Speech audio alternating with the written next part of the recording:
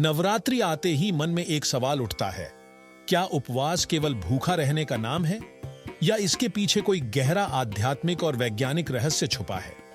आज हम जानेंगे नवरात्रि के उपवास का वो अद्भुत रहस्य जिसे जानकर आपकी सोच बदल जाएगी और आप इस परंपरा को एक नई दृष्टि से देखेंगे।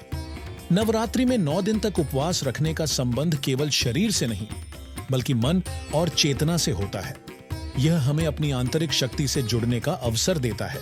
शास्त्रों के अनुसार उपवास से इंद्रियां शांत होती हैं और मन एकाग्र होता है। जब व्यक्ति कम भोजन करता है तो उसकी ऊर्जा नीचे के चक्रों से ऊपर उठने लगती है। इसीलिए नवरात्रि में साधना, जप और ध्यान का विशेष महत्व बताया गया है। मां दुर्गा की कृपा तभी प्राप्त होती है जब शरीर हल्का और मन निर्मल हो। आधुनिक विज्ञान भी उपवास के कई लाभों को स्वीकार करता है। नवरात्रि का समय ऋतु परिवर्तन का होता है, जब शरीर की रोग प्रतिरोधक क्षमता कमजोर पड़ सकती है।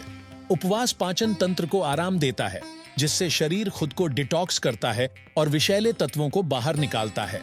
यह शरीर को अंदर से शुद्ध करता है।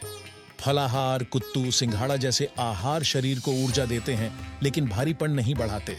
यही कारण है कि सदियों पहले ऋषियों ने इस समय उपवास की परंपरा बनाई। नवरात्रि का उपवास आत्मनियंत्रण और इच्छा शक्ति को मजबूत करता है। जब व्यक्ति अपनी इच्छाओं पर नियंत्रण करता है तो उसका आत्मबल बढ़ता है। यह आत्मबल जीवन की बड़ी समस्याओं से लड़ने की शक्ति देता है।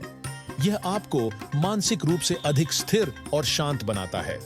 इसलिए कहा गया है, जो नवरात्रि में अपने मन को जीत लेता है वह जीवन में बहुत कुछ जीत सकता है। यह एक शक्तिशाली मानसिक अभ्यास है। नवरात्रि का उपवास भूखा रहने का नहीं बल्कि शरीर की शुद्धि, मन की स्थिरता और आत्मा की जागृति का माध्यम है। अगर सही भाव और श्रद्धा से किया जाए तो यह उपवास आपके जीवन को नई दिशा दे सकता है। इस नवरात्रि उपवास के गहरे अर्थ को समझें और इसके लाभों को अनुभव करें।